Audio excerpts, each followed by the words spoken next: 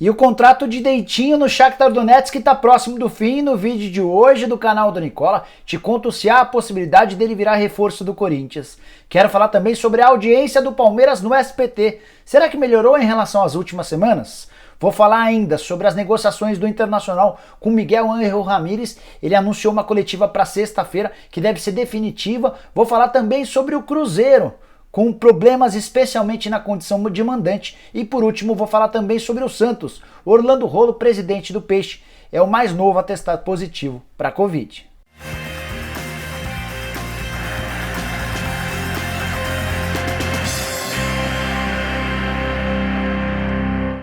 Fala aí pessoal, sou o Jorge Nicola, bem-vindos a mais um vídeo do canal, bem legal ter vocês por aqui. Antes de passar todas as informações que eu prometi agora há pouco, pedi para você deixar um like no vídeo e se inscrever no canal do Nicola. Para se inscrever é só apertar esse botãozinho vermelho de inscreva-se. Aproveita e também ativa o sininho, porque a partir daí você passa a receber notificações toda vez que eu fizer vídeo novo ou live. Combinado? Bora começar o vídeo falando sobre o Cruzeiro, que mais uma vez tropeçou em casa nessa terça-feira, empate 1-1 com o CSA, empate que o impediu de se aproximar do G4 e buscar a classificação para a primeira divisão do Campeonato Brasileiro. E o grande problema do Cruzeiro desde o início da competição tem sido jogos como mandante. Separei os aproveitamentos do time como visitante e como mandante para você entender a situação.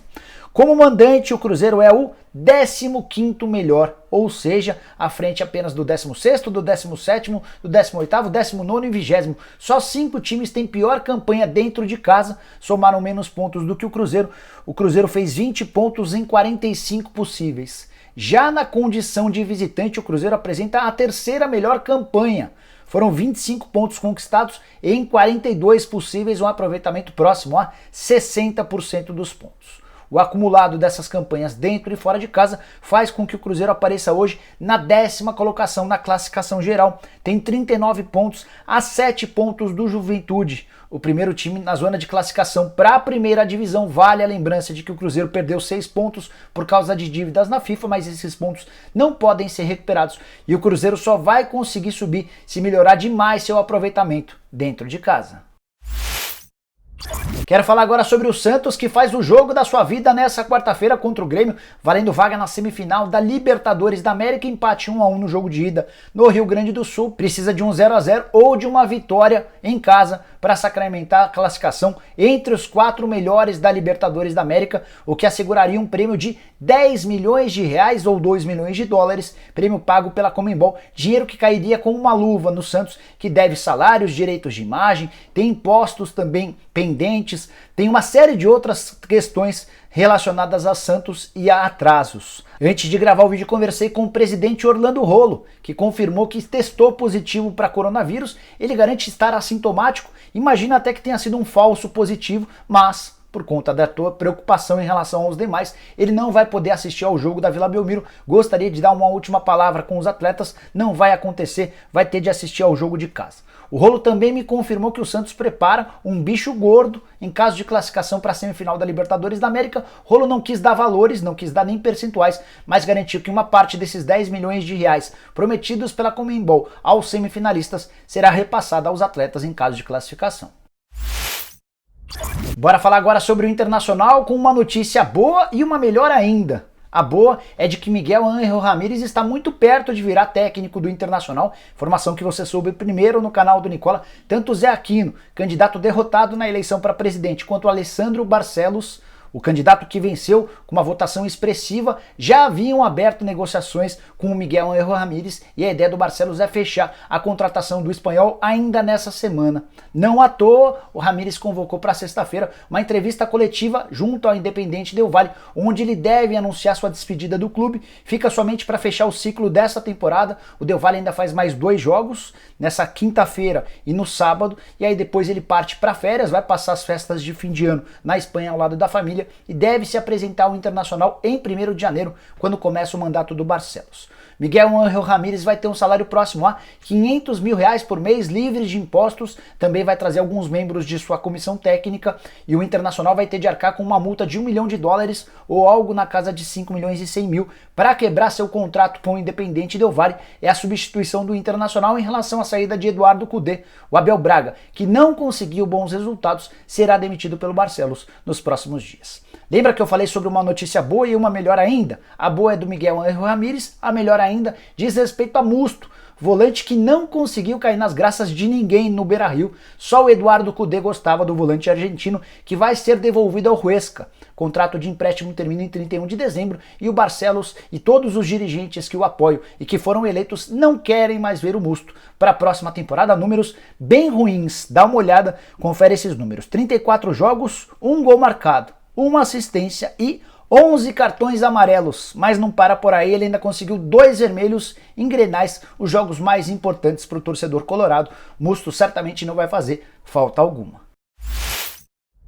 Bora explicar agora sobre a audiência do Palmeiras no jogo dessa terça-feira contra o Libertad. Vitória por 3-0 que colocou o Verdão na próxima fase da Libertadores da América. O Palmeiras é um dos semifinalistas. É o primeiro semifinalista e já é certo que vai ser o dono da melhor campanha. Até por isso vai ter a oportunidade de decidir dentro de casa. Só aguardo o resultado dessa quinta-feira do jogo entre River Plate e Nacional. O River venceu na partida de ida por 2-0. A gente deve ter no dia 5 de janeiro. River Plate e Palmeiras na Argentina no dia 12 de janeiro, uma semana depois, também numa terça-feira, Palmeiras e River Plate jogando no Allianz Parque. Queria te falar a respeito de como foram os números da audiência do SBT, jogo transmitido mais uma vez em TV aberta e mais uma vez o SBT não decolou na audiência. Ocupou a terceira colocação durante todo o horário do jogo, ficando atrás da Globo e também da Record. A Globo fechou com média de 23,1 pontos e durante todo o período do jogo a Globo teve Jornal Nacional, teve também novela e um pedaço do The Voice, reality show de música. A segunda colocação ficou com a Record, que teve média durante todo o período de 10,2 pontos. Foram 2 novelas e também o reality show A Fazenda. Já o SBT, com o jogo do Palmeiras, fechou com média de 9,7 pontos, a terceira colocação no horário.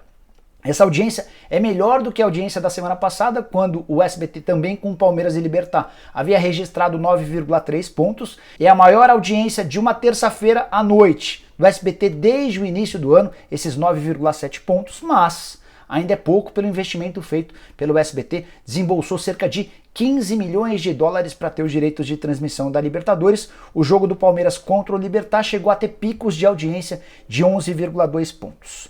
Só para contar que durante o primeiro tempo do jogo, o SBT chegou a ficar na segunda colocação só atrás da Globo. Globo com 26,7 pontos, o SBT com 9,4 pontos e a Record com 8,3 pontos. Veio o segundo tempo e com o fim da novela na Globo, deu uma bagunçada geral na audiência. A Record com A Fazenda, o reality show que está nos últimos dias, chegou a ocupar a primeira colocação, 15,7 pontos. O The Voice na segunda posição com 13,8 pontos. O futebol no SBT registrou algo na casa de 9 pontos, foi a menor diferença, inclusive, entre a Globo e o SBT desde o início das transmissões da Libertadores da América na emissora de Silvio Santos. Gostaria de saber a sua opinião. 9,7 pontos de média de audiência numa TV aberta. Para você é bom ou ruim? E eu continuo entendendo que trata-se de um número ruim. Estamos falando da 4ª maior torcida do país, do torneio mais importante das Américas. Eu imaginava que todo mundo fosse assistir esse jogo no SBT. Muita gente, obviamente, prefere assistir no Fox Sports, até por ser um canal de futebol, mas quem não tem TV a cabo, na teoria, teria de ficar restrito à TV aberta. E os números, na minha avaliação, continuam não sendo bons. Bora fechar o vídeo com mais uma informação exclusiva. Quero te contar sobre o futuro de Dentinho, ídolo do torcedor corintiano. Ele é, até hoje, o artilheiro do século no Corinthians. Ninguém fez mais gols com a camisa alvinegra nesse século do que os 55 gols marcados pelo Dentinho em 187 partidas. E olha que faz tempo que o Dentinho foi embora. Foi negociado com o Shakhtar Donetsk em 2011. Na metade do ano que vem, quando acaba o contrato dele com o Shakhtar, ele vai completar 10 anos no clube ucraniano. É bem verdade que teve um pequeno período no Besiktas da Turquia, mas é uma baita história com o Shakhtar.